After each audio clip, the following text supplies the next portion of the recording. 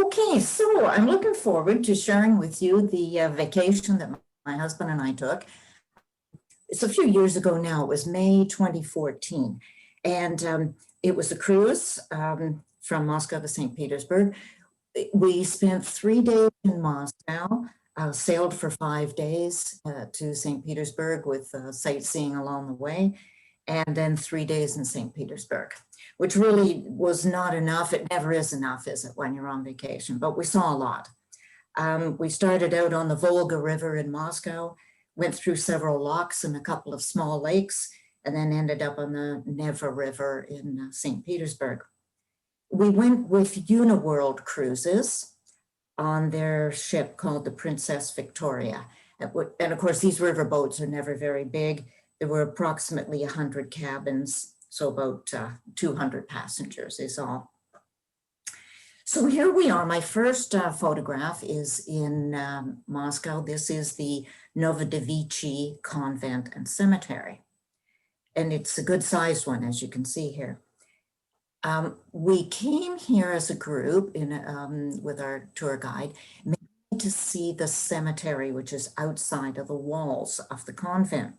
And the reason for that is that back in the day, the church didn't really approve of the theater or any performers. They considered them all to be rather immoral, and they weren't allowed to be buried within the convent walls. So this cemetery was created outside the walls, and it ended up being a real hit for my husband and I. We love this place, and you'll see by the photographs. What has happened over the years is that you have these people that are artistic and creative being buried here. And of course, this ends up encouraging very creative and artistic grave markers. And I have a few just to share with you. Obviously a ballerina. Wow. This fellow had the largest grave that I saw there. You can see it takes up quite a bit of area. And I think he must have passed away fairly recently, judging by the number of flowers that are sitting there. Someone is still coming to visit his grave. He was a very well-known TV actor and circus clown, and well-loved. And I assume that is his dog that we see in the foreground there. Now, what happened is this started out to be a place for outcasts. And then over the years, the cemetery grew in reputation. And now it's considered quite a prestige location. So we've got more than just the artists buried in here now.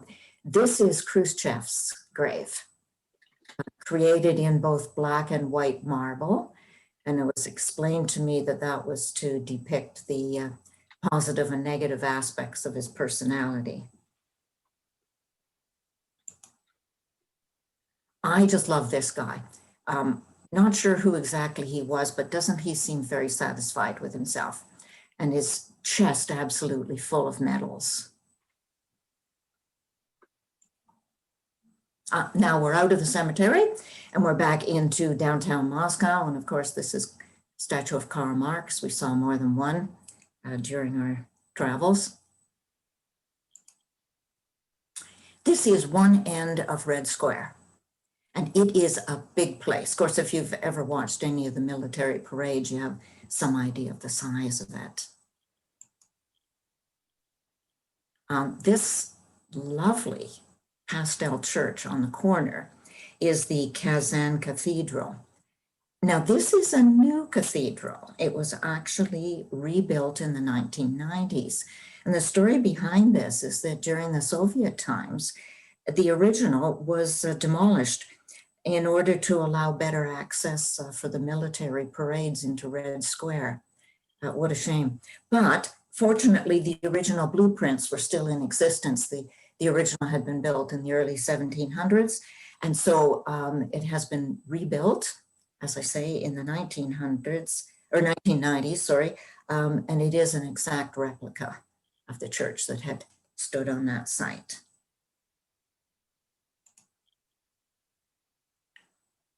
some of the signage for tourists. We found in Moscow that in the downtown area, near the historic sites, a lot of the signage was fortunately also in English, and that was helpful. Not so much the rest of the country. This is the famous GUM department store. Now you can see the sign up at the top. To me, that's RYM, but no, it says GUM, and it's huge. It takes up one side of Red Square. More pictures of Red Square, and there's that church. If you can see my cursor, there's the church that was rebuilt, and the famous St. Basil's Cathedral at the other end of Red Square. The metro system, the subway system. I think Moscow's subway system is fairly renowned for the beauty of the stations, and they really are lovely. Just look at the light fixtures in there. Kind of puts our Toronto system to shame. We traveled here in a tour group, and my heart did go out to our poor tour guide because he had 28 of us, and he took us to about 4 or 5 different stations, some of the best stations on the lines. And it was quite a feat for him to shepherd this bunch of slow-moving tourists on and off the subway, as you can imagine. And I suspect some of the people that were in our group came from smaller towns or cities without subways, because the whole idea that you have to step lively lest a door slam in your face, they didn't seem to understand that concept. However, in the end, we didn't lose anybody. But our tour guide did look pretty stressed at sometimes, I can tell you. So another shot of a station, another station. And up towards the ceiling there, you can see that there are mosaic pictures that have been installed. Really quite lovely. And of course, most of the Muscovites just storming along. In time, you don't bother to look at any of this after a while. And this is a picture a little bit more close of the mosaic. And I guess that's a kind of a typical Soviet style picture, isn't it? Of the family and the loyal Soviets. Now, this was a historic building that I visited in Moscow. It's known as the Romanov Chambers. It's the home of the very first Romanov Tsar, Mikhail I, and this dates back to the early 1600s. And you get an idea of what the interior of a traditional Russian home would have looked like. I have another picture of the home. And I'm pretty sure this would be much larger than most people's homes. And you can see the use of wood, even wood up on the ceiling. They did a lot with wood. Another statue of Karl Marx. And what I thought was interesting, somebody at the base there protesting something. So I guess you're allowed to do that in Moscow now. Here we are outside the Kremlin Walls. Now, what I learned is that Kremlin just means fort. So there are all sorts of Kremlins all through Russia. But of course, in the West, when we say the Kremlin, we're certainly referring to the Soviet government. And there are government buildings behind these walls, just off to the left here at that squarish building. That's definitely a government building. And there are several churches behind the walls, and also a wonderful museum, which I'll get to later. One of the lovely churches. And there's a reason for the number of domes. Every church you see has a slightly different number of domes. They can have 1, 3, 5, 7, 9, 13, and there's symbolism behind all of those choices. For example, if there are nine domes, it represents the traditional 9 ranks of angels, which I didn't know anything about, but now I do because I looked it up. A couple more churches, side by side. Can never have too many churches, I think. Oh, this is known as the Tsar Bell. And it was built back in the 1700s, 1730. And it was built at the time, attempting to set a record as the world's biggest. But as it was cooling, it broke. And you can see the chunk that broke is sitting there on the ground beside it. So it's never been rung. And not too far from that is another showpiece. And this is the Tsar Canon. This is even older, made in 1586. And you can see that it's really just for show. It's never been used either. I'm not sure that it really would fire. But these two pieces have been sitting here in the Kremlin for, well, since they were made. So for hundreds of years. A lot of people have seen them, and Voltaire was one of the ones that visited and saw them. And he joked that the Kremlin's two greatest items were a bell that was never rung and a cannon that was never fired.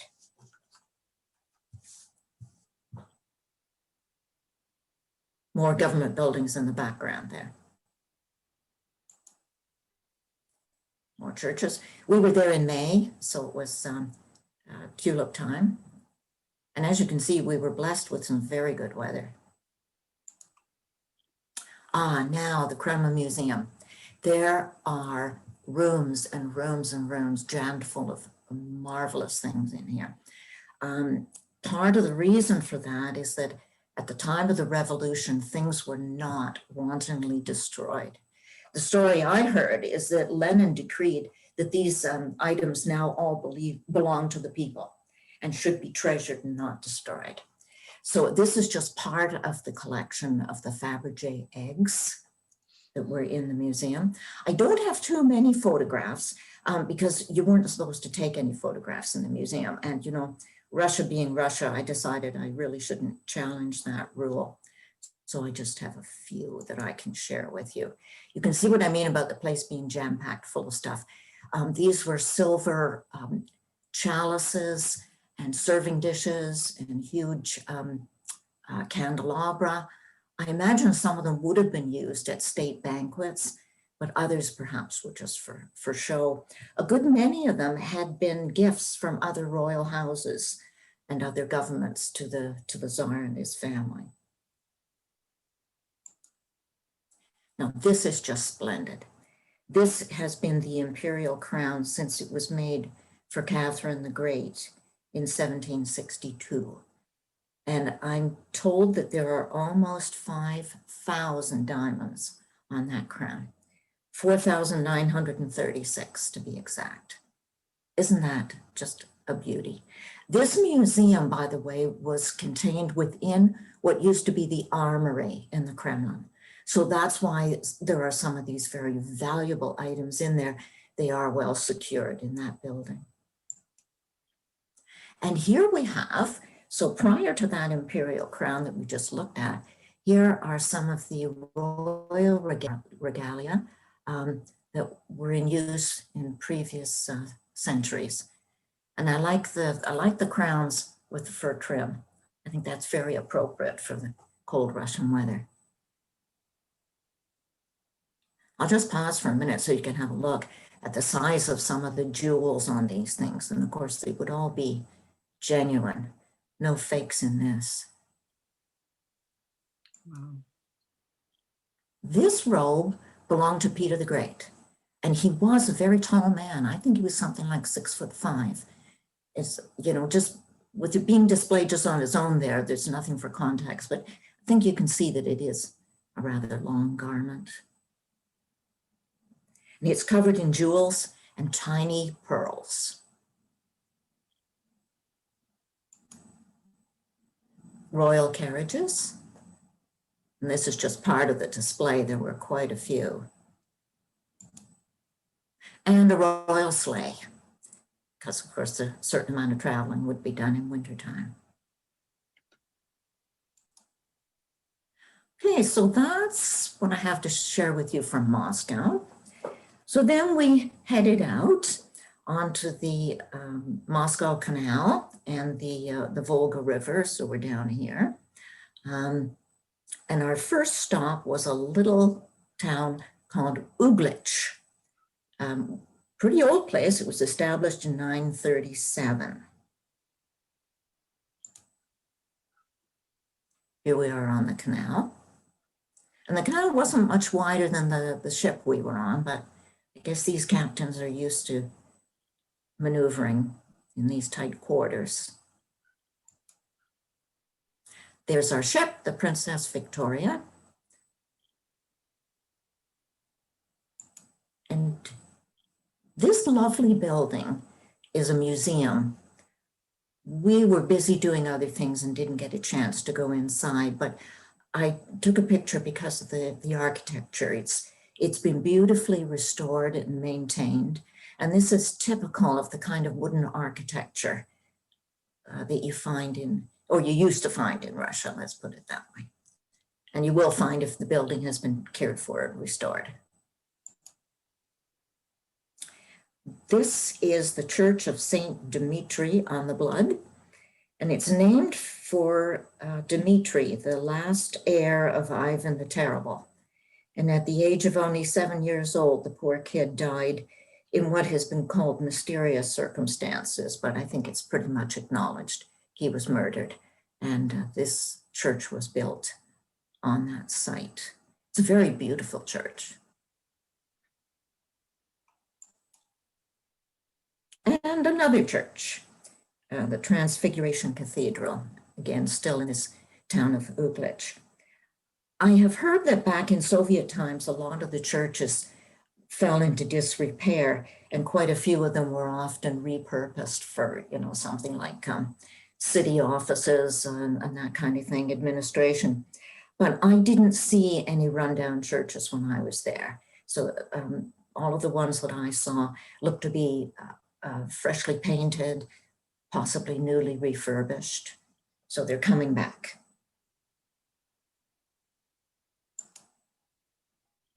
So that was Uglitch.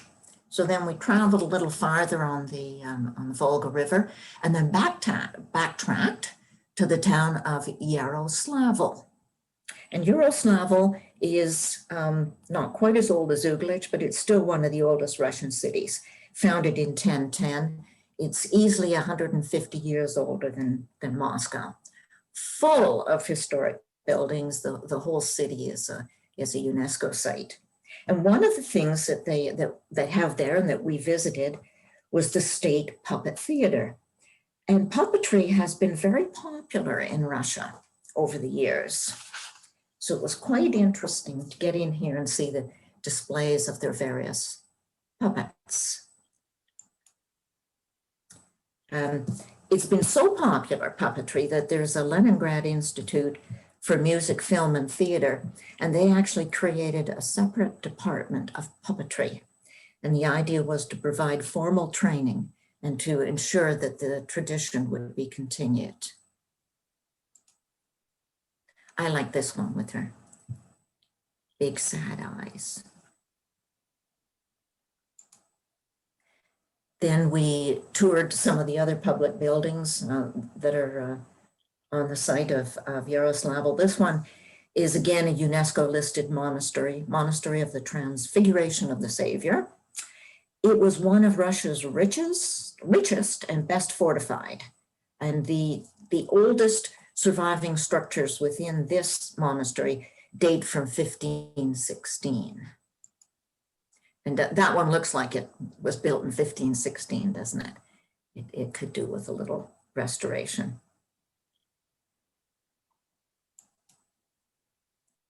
Another church just in the downtown area of Yarrow Slavo.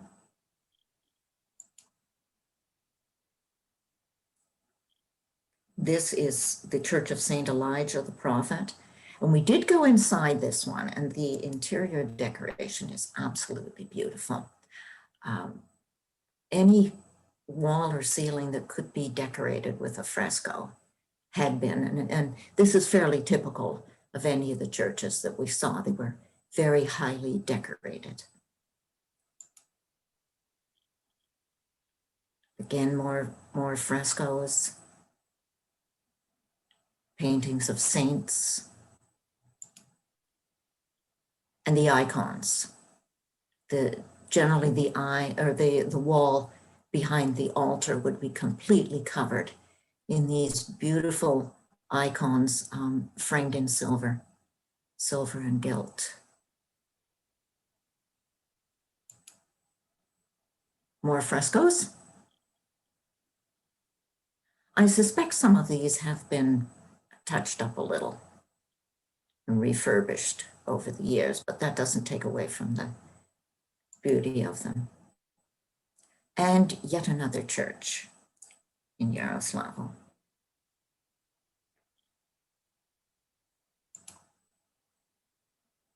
This was the town hall, quite beautiful little building. And an example of some cross-cultural exchange going on here.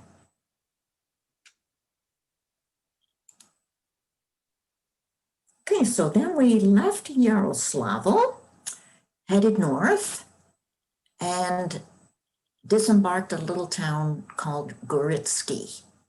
Then we got into small buses, and we were taken to a further town called Kirilov. I hope you're all taking notes on this. There will be questions afterwards. In Kirilov, we saw a wood restoration center. And this I thought was quite fascinating. So you can see the selection of hand tools that are on display here. And there are more. Some more there. And even some more. All in very good condition, and actually they are currently used, because what goes on at this wood restoration center, I'll show you in the next photograph, is old wooden buildings are being brought back to life. Traditionally, I think I mentioned before, Russia built with wood, which makes sense because heaven knows they had lots of forests, probably still do. And unfortunately, a lot of these buildings are falling into ruin, as wood does. So what's happening if a building is determined to be worth putting the effort and the money into it, it will be dismantled. Well, all the component parts are numbered. It's dismantled, it's brought to this site in the town of Kirilov, reassembled, restored, dismantled again, and returned to the original location. And as you can see that some of the wood here, the darker wood, of course, is the original wood, and the lighter wood is where it's being restored. A lot of these old wooden buildings were built without any nails. And so if that's the case, then that's the way they are rebuilt. So obviously there are some people at this restoration center with some very good skills. Then on to another monastery. This one is the oldest one that we visited. It dated back to the 14th century. And you can see that really, you can see it's an older style of architecture and building here. It's still an active monastery, but it has only 5 monks living there. And it's a huge place. In fact, it's claimed to be the biggest in Russia. And you're probably right. So those monks have lots of room to stretch out.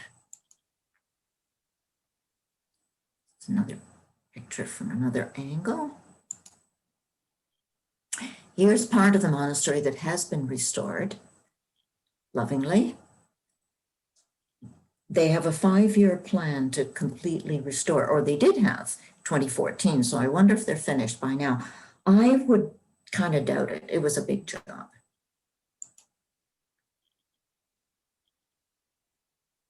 Another shot. And that was Kirilov. So then, back on her boat, although the captain kept telling us it was a ship, not a boat. I guess a boat is under a certain number of feet, and ours was definitely a ship. So then we went a little bit more north, up onto Lake Onega, and up to the island of Kizi. And you know, there was a good reason to take a detour up to this island, because what we have here is something that's somewhat reminiscent of our Upper Canada village. It's an open air museum of wooden architecture.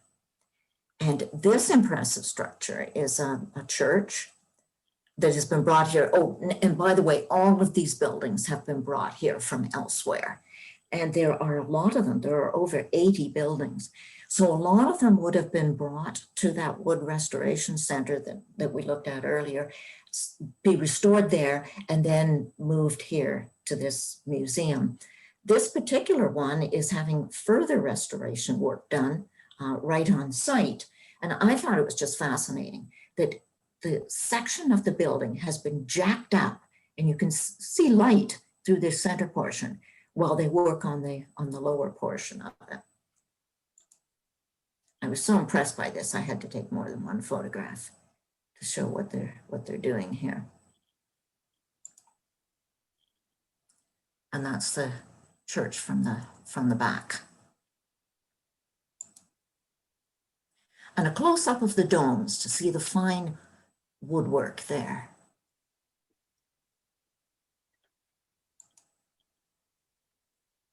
Interior of the church, not as lavish as some of the others that we've seen, but again, beautifully, beautifully decorated.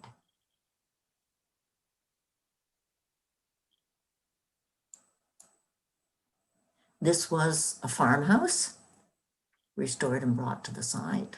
I would suspect a wealthy farmer lived in this house. Beautifully decorated, beautifully finished. And the interior of the farmhouse with a display of samovars. Now, most families would have more than one samovar. It was a way of displaying your wealth. The more the better, I think, but probably your average family wouldn't have this many on display.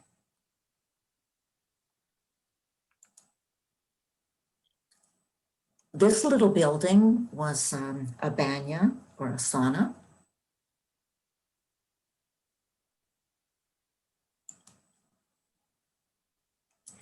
This is probably more traditional. We looked at that big farmhouse. I'd be willing to bet you a lot more people lived in houses about this size. And I loved the way this fence was built. I've never seen a fence constructed in that manner before. I was quite fascinated by that.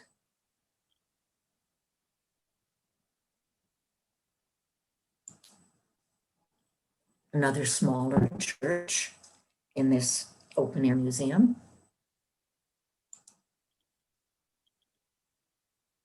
Some more of the buildings. And they were well spaced out, so we got our exercise that day walking around. Again, you can see beautiful weather. We were very lucky. Okay, so we then departed from Kisi and stopped at a little town of Mandragi. We're now on the Severe River. Now, Mandragi is an interesting little place. The original town was completely destroyed during World War II. And then it was rebuilt in the 1990s. And it was rebuilt again in the traditional style, built of wood, built to look like an old Russian village. And here's a picture of one of the buildings there. It's an interesting business model because the people of St. Petersburg find this a wonderful place to come. It's a vacation destination. So these buildings are hotels and lodges, and it's popular summer and winter with the St. Petersburg people. But it also offers one more spot where cruise ships coming from Moscow can pause one more time. We needed one more stop somewhere between Kisi Island and St. Petersburg. So this is where we stopped.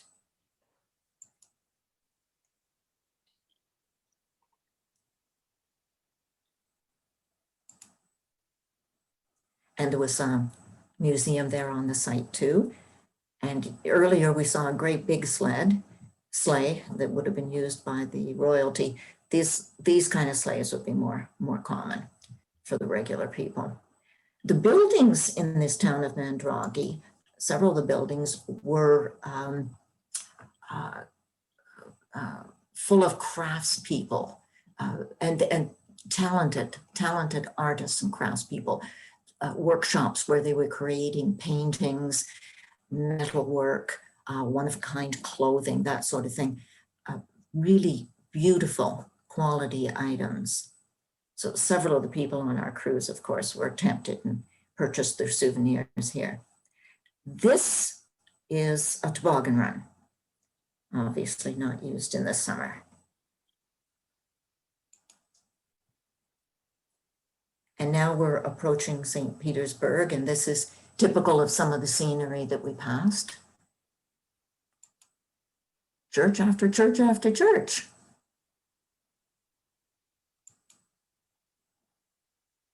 And another one. And here we are in St. Petersburg at the end of our cruise. This is the port. This building on the right with the columns is the customs building. And these two red towers are the original lighthouses. They're no longer used. There are replacements, modern replacements, but I think it's interesting that they've kept the old one. Now, St. Petersburg was founded in 1703 by Peter the Great, but he said he didn't name it after himself. He named it after St. Peter the Apostle. Over the years, it's been known as Petrograd, Leningrad, sometimes St. Petersburg, sometimes just Petersburg. But at the time, in the early 1700s, Peter the Great wanted an ice-free port, and a port that would be more directly connected with the rest of Europe. And that was the reason he established this city. And then it became the Russian capital until 1918. Now, my next picture, it's a bit of a dull day, but you get to see these original lighthouses lit up. I gather they do that for the tourists every once in a while.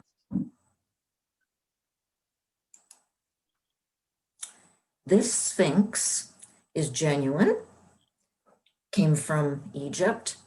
It was excavated by the French in the early 1800s and then subsequently sold to Russia and then put on this base and set at the river's edge. And I like the lady right next to it there, snugged up close with her snack cart in the shade. We had incredibly hot weather when we were in St. Petersburg. It was warming up as we were traveling there from Moscow. We were having days that was 28 and 29 degrees. And believe me, that's not what we were expecting in May in Russia. And it's not typical for St. Petersburg either. It's known for its damp and cool weather. There's a general shot of the downtown area.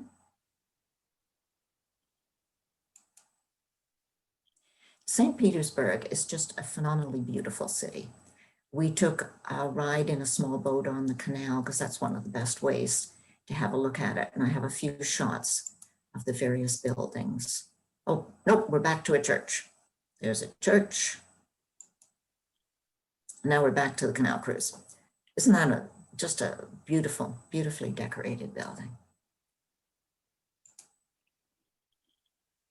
And you'll notice that they're all bright colors. And this was an edict from Peter the Great to counteract the short days being so far north and the rainy climate. Apparently, they get in that city only about 75 days of sunshine per year.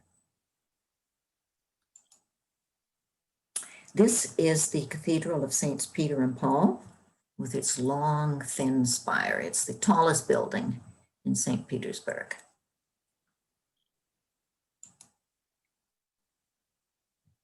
This was Peter the Great's home. It's a rather modest affair. That was his town home. But later on, I'll show you some pictures of the palaces. They're a lot more splendid. This church is the Church of the Savior on the Spilled Blood, and it was constructed on the site where Alexander II was assassinated in 1881.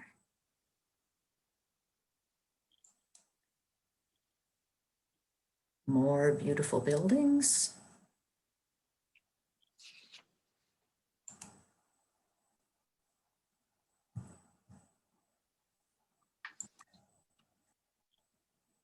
downtown St. Petersburg, and again with the Church of the Spilled Blood in the background, with the multicolored non-matching domes.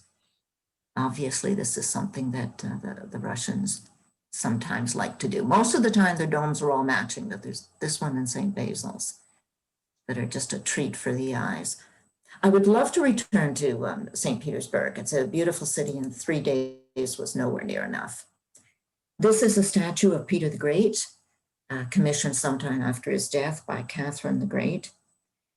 That massive granite pedestal was found about 6 kilometers away in marshy ground.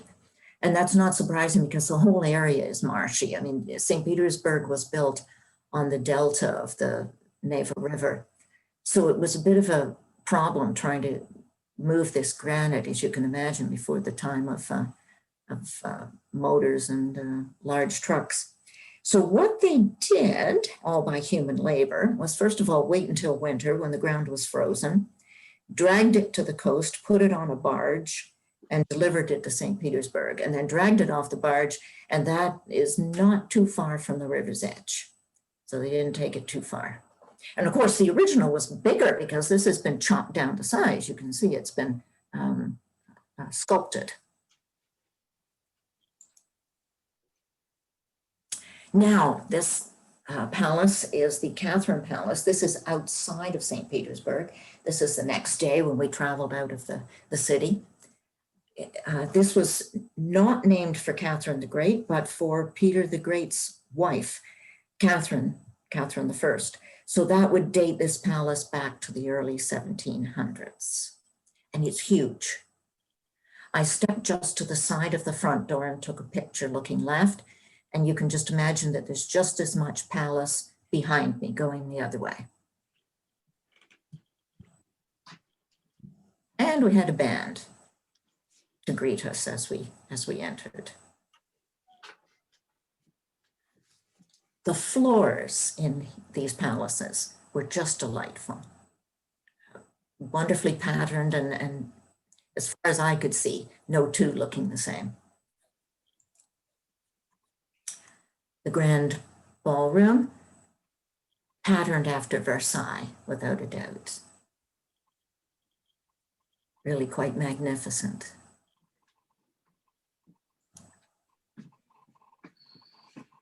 Another ballroom, or maybe it's the same ballroom, it's hard to tell, white and gold, but this stove, this is a ceramic stove in the middle of the room, and this is how they heated these places.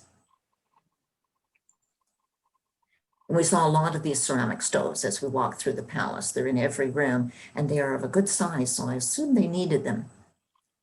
Again, you can see a patterned floor here in this room.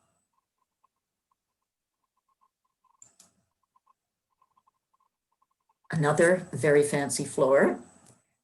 And this gown belonged to Elizabeth, the daughter of Peter the Great. So that would date that back to about the 1750s. And this would have been a cozy room because I see it's not very big, and you got two of these ceramic stoves. Another room and another fancy floor. And another ceramic stove.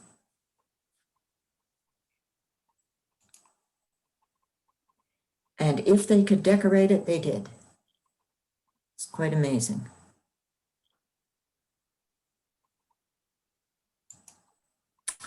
Now we have moved on to another palace, again outside of St. Petersburg.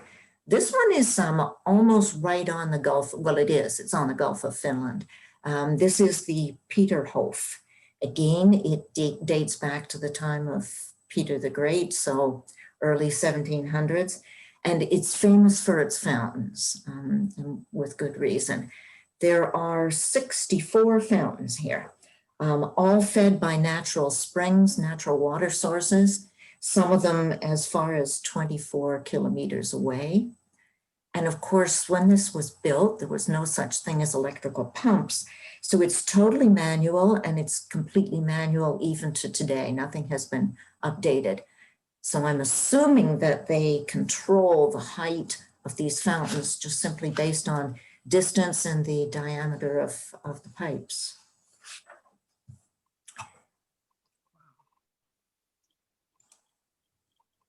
Okay, this is a picture taken from the palace looking over the fountains, and that outlet there goes into the Gulf of Finland. So that's where the water all ends up.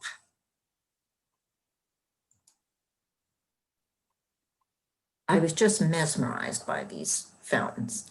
They're just mind-boggling.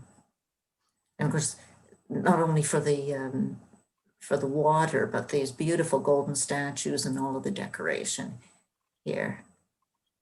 And you know, so these are two of Peter's palaces, and St. Petersburg is surrounded by palaces. Sort of makes you think, no wonder they had a revolution. Another close-up picture of some of these lovely statues.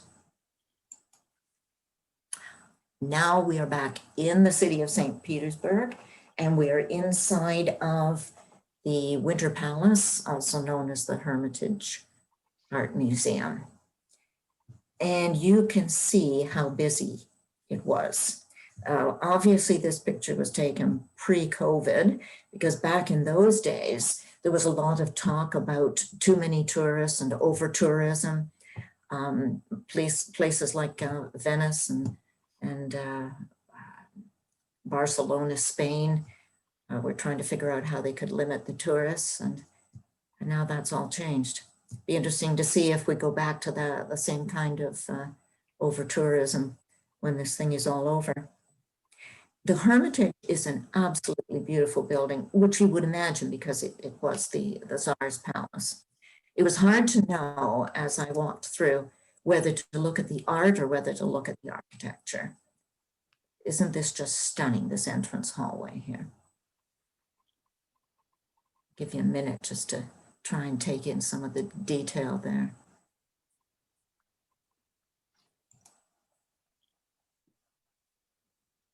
Another room in the Hermitage. Gallery, finely decorated and painted.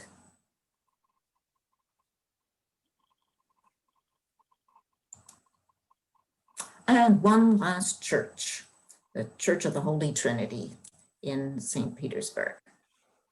Now I have about 5 or 6 more pictures to share with you. I took this one just for fun, because of course on a vacation you spend a certain amount of time in souvenir shops, and I certainly saw a lot of these Matryoshka dolls. I hope I'm saying that right. But anyway, our tour guide assured us that no Russian people ever buy these. They're simply for the tourists. This picture was taken when we were obviously still on our cruise on one of the lakes. And one day, all of a sudden, the engine stopped. Whistles were blowing. I could hear the sound of feet pounding across the deck. And it was a little bit concerning until we got a public announcement and telling us it was a man overboard drill. So these are the sailors coming back on board with the life ring that they have just rescued from the lake.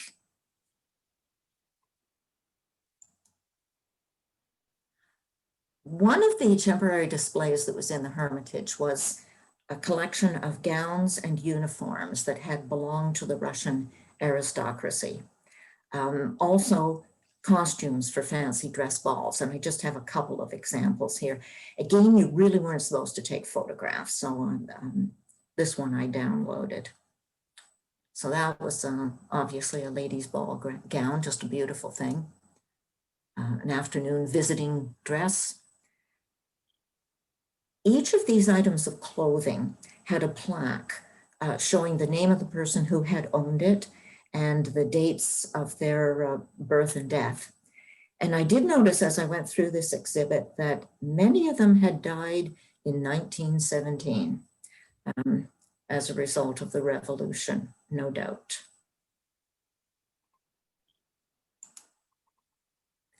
I was fascinated with the Cyrillic alphabet and took a few photographs of it. Now, if you look down below, you can see it says Starbucks coffee, but that's how you spell Starbucks coffee.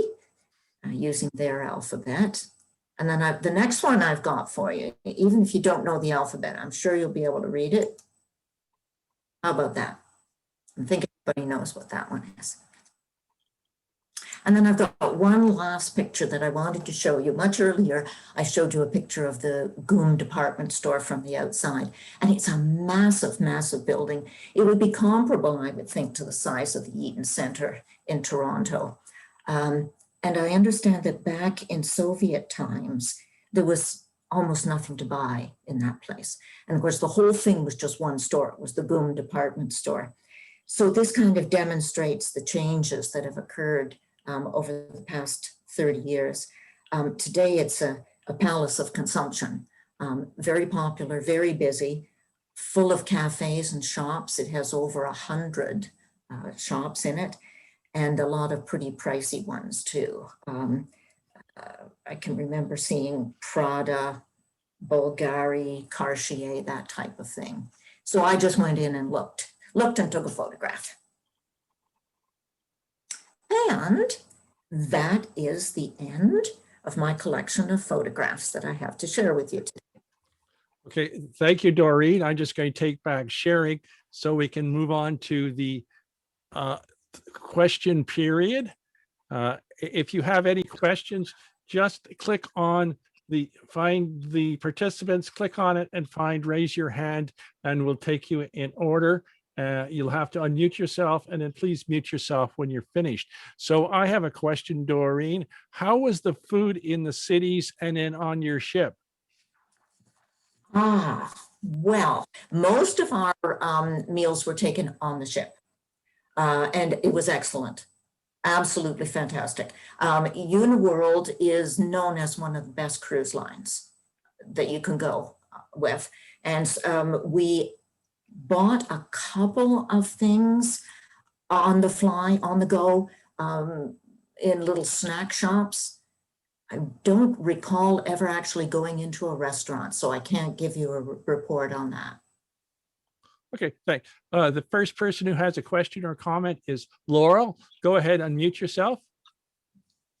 Yeah, I had a question about Uniworld. You probably already answered it. I just went to one of their presentations, and I was curious how you found the overall experience. Very good, very good. We had excellent people that traveled with us on the ship the whole time. They were available whenever you wanted them for questions. Each town that we stopped in, we had local tour guides. So you got local history, local information. Yeah, I'd highly recommend them, quite frankly. The only thing that's interesting, and Uniworld themselves kind of apologized for the ship. They said it wasn't right up to their usual standards, but because it was Russia, they were required to partner with a local company, and they didn't think the ship was spiffy enough. I found it fine. Okay, thank you. Okay. Next up is Jim. Go ahead and unmute yourself. I was very struck by the number of churches, and I had taken Russian as an undergraduate many years ago, and I never really got into enough Russian history.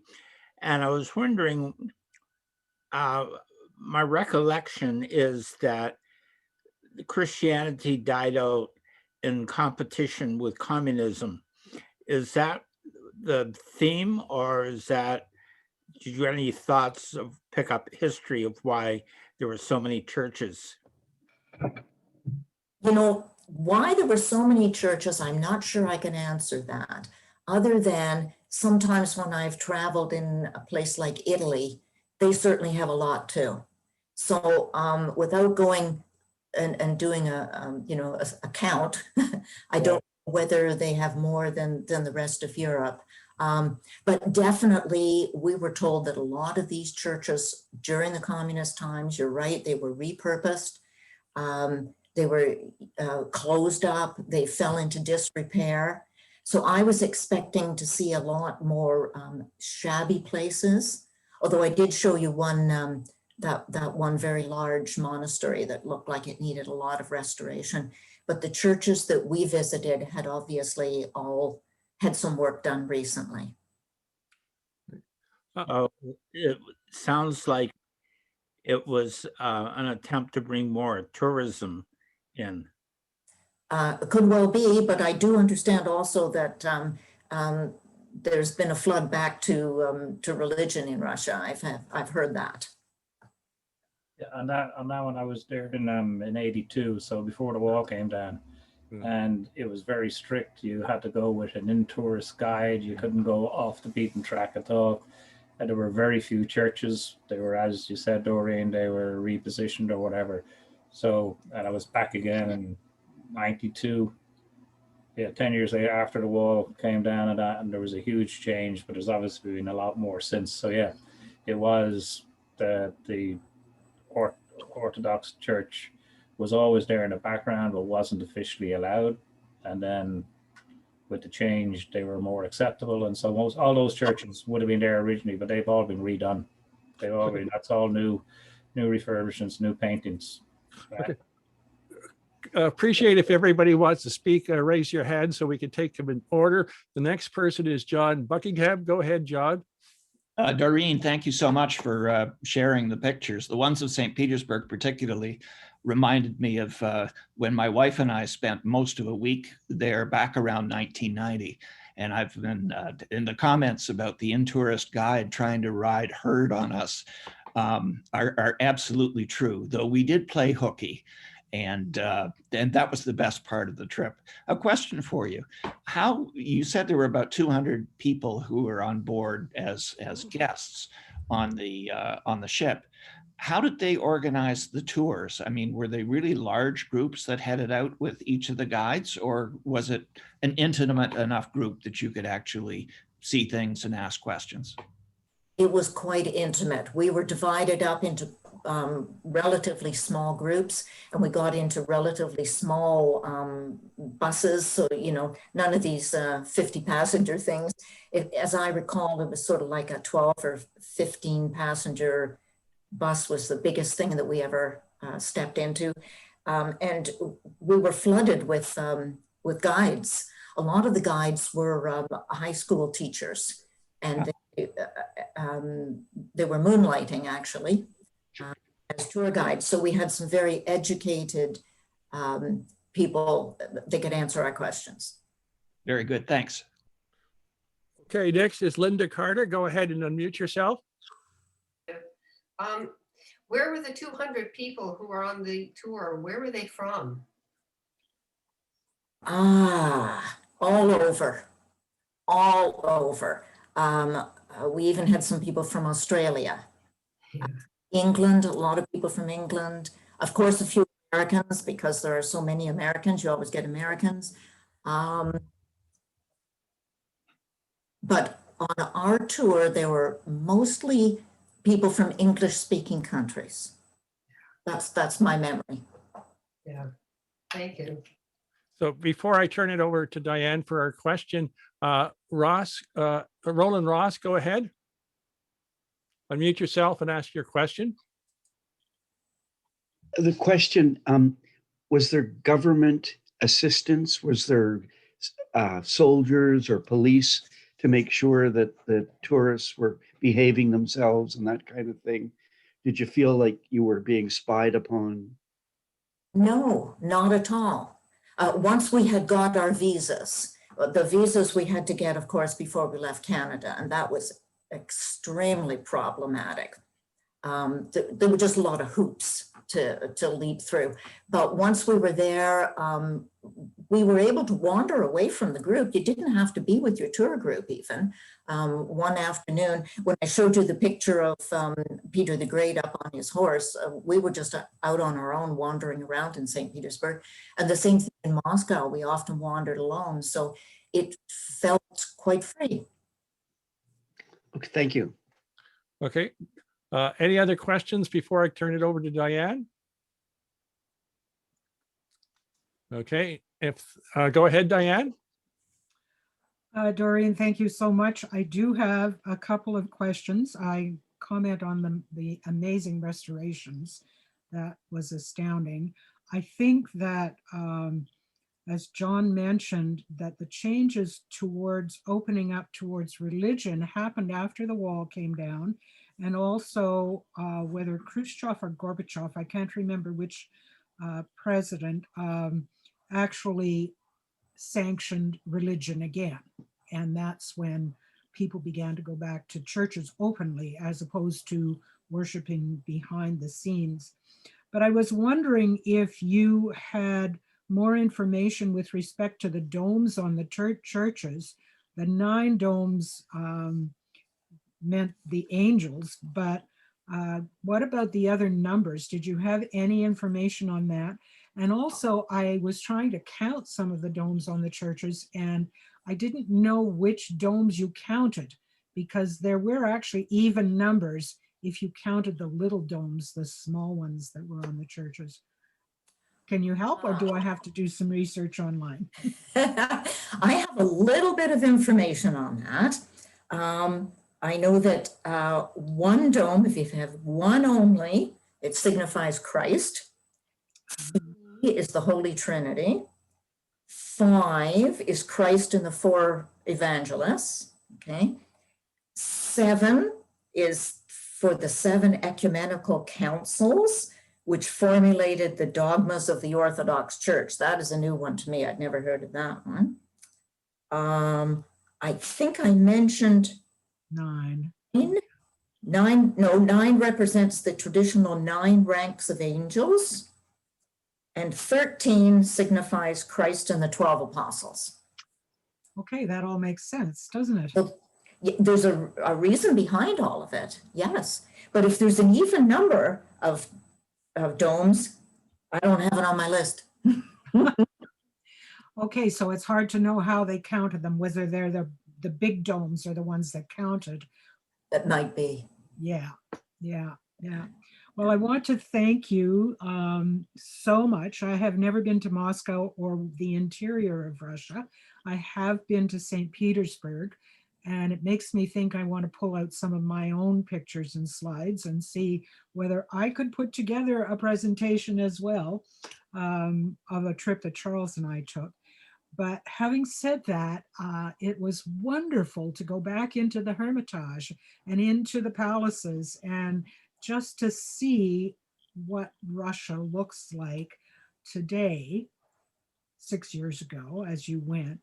But as some have noted, that when you go on these tours, you see what the Russians want you to see, and you don't necessarily go behind the scenes, which is fine, I suppose, but we really need to understand what's going on behind the scenes too. But thank you so much for pulling those pictures together for us. They were beautiful, wonderful, wonderful pictures, well taken, and really took us right where you were. So let's just give Doreen a nice round of applause and a Shellback round of applause. Thank you, thank you, thank you. Thank you. And now I'd like to call on Judith to do a blessing before I tell you what's coming up next week and the week after. Thank you, Diane. My apologies to everybody. Doreen, that was amazing. That was absolutely amazing. And let me just echo what Diane said. They take you where they want you to go. You see what you want them to see, even in a limited sense of being able to wander around some of these cities. But it's still, we have come so far since 1989 to today that the fact that you could do all that is remarkable and wonderful. And thank you for sharing that with us. So let's just all be silent for a moment. Lord, we thank you for today, for the opportunity to gather yet again in spite of our circumstances and be so closely connected. Thank you for Doreen, for the gift of her photography, for her sharing of her experiences with us, for taking us on her trip with her and allowing us some insight into a beautiful and mysterious country still that Russia is. And allowing us to see Moscow and her trip up to St. Petersburg. We thank you for the time we could spend together. We thank you for the comfort of our homes and for the fellowship we can share. We are reminded that there are still many, many people that are still effectively trapped on board their sailing vessels, their ships, that they have not been able to get off to get home for a wide variety of reasons. We pray that those reasons will soon be over and that the hundreds of thousands of people, men and women who are still on board, will be able to soon be reunited with their families, as we will soon be reunited with all our families once the pandemic is over and we are all able to be vaccinated. We thank you for progress. We thank you for the time that people are spending on trying to save lives and secure our lives. Thank you for the many gifts that we can share. Amen. Thank you, Judith. That feels nice at the end of the session as well. And a You're very welcome. reminder to those of you who are new to Shellbacks, when you share a meal, whether that meal may be at home or together, and we sing a shanty together, you become Shellback for life. And for some of you, I know you were forwarded the link by friends, and I, therefore, don't have your email. And if you wish to continue and to get more information, please send me your email or get your friends to, so that I can add you to a mailing list. And next week, we have the end of part 1 and part 2 of the Royal Clipper. Part 3 has been corrupted, and when I spoke with Bruce Anderson, he has stored the original DVD and will not go into storage in the cold weather. So we will watch part 3 in the fall. And the following week, we have Ron Jenkins, and he's going to continue his fascinating presentation on the cyclone that changed Toronto. But this time he's going back to the east end of the harbor to look at what's going to be happening in the future. So a reminder about the rooms afterwards, and please choose to join if you wish. And with that, pipes out.